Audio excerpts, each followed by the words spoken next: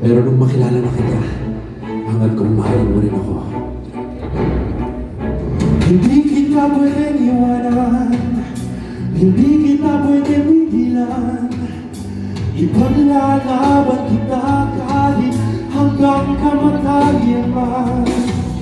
Kung mawawalay sa'yo, huwag kang mag-alala at babalik ako upang ipagpatuloy natin ang ating pag-ibig na iniwanan sa'yo.